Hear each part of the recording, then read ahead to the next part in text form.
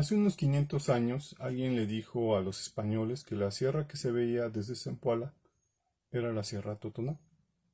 Hernán Cortés escribió sobre la Sierra Totonac en una de sus cartas de relación y estableció una narrativa para la conquista. Otros historiadores y cronistas siguieron la narrativa de Hernán Cortés y sustituyeron la C de Totonac por una P, y más tarde le agregaron la A y la N, el Totonacapan. En la segunda mitad del siglo XVIII, cuando Francisco Javier Clavijero describió las regiones de la Nueva España, incluyó el Totonacapan, una región que abarcaba desde el río Pánuco hasta el río Coatzacoalcos. Poco más de un siglo después, los arqueólogos estaban convencidos de la existencia del Totonacapan y empezaron a buscar alguna unidad arqueológica en ese enorme territorio, muy alejado de la original Sierra de Chiconquiaco. Pero se encontraron con un enorme misterio.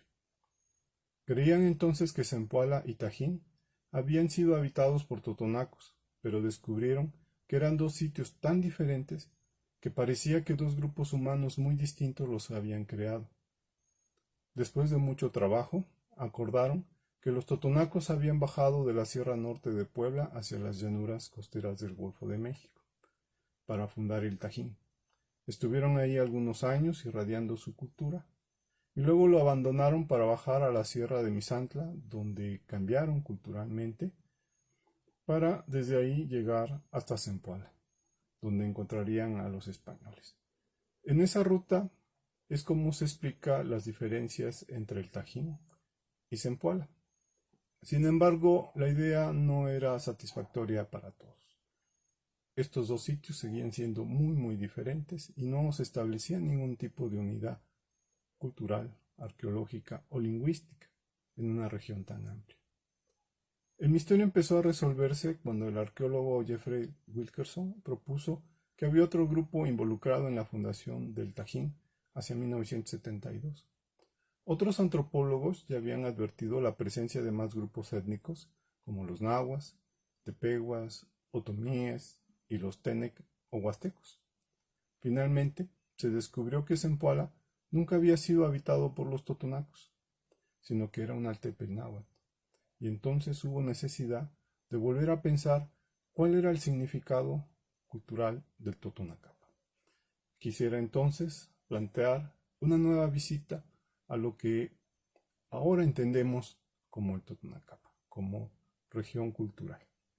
Hoy es una idea que se ha arraigado con tanta fuerza que es imposible eliminarla.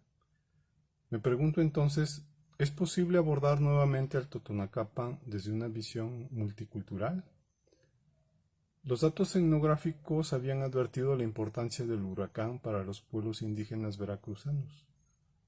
También es conocido como Trueno Viejo. Roberto Williams García advirtió que ese era un ejemplo del patrimonio cultural compartido por totonacos, huastecos, tepehuas y popolucas.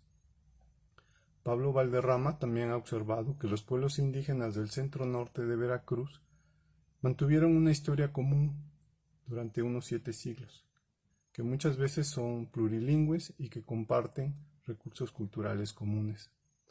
Entonces, eso significa que el Totonacapan es un área cultural donde hay algunos rasgos compartidos por comunidades con distintos idiomas. Y esto es porque el Totonacapan es un espacio muy diversificado, pero que al mismo tiempo está unido por un sistema de mercado.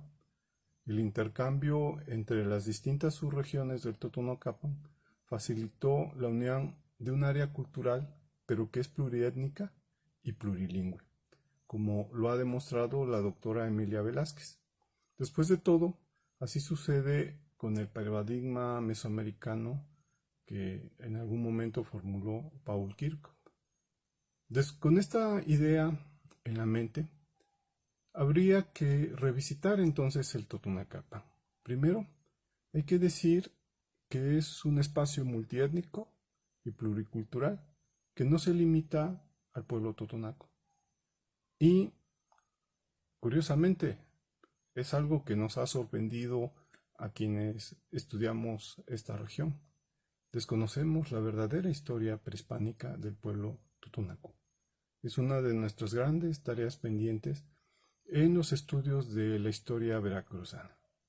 Y finalmente, hay que decirlo también con mucha alegría, dada la enorme riqueza del Totonacapan en su gastronomía, danzas, arqueología, lingüística, grupos étnicos y un largo, muy largo, etcétera, habría que decir que hay mucho que hacer todavía en el Totonacapan.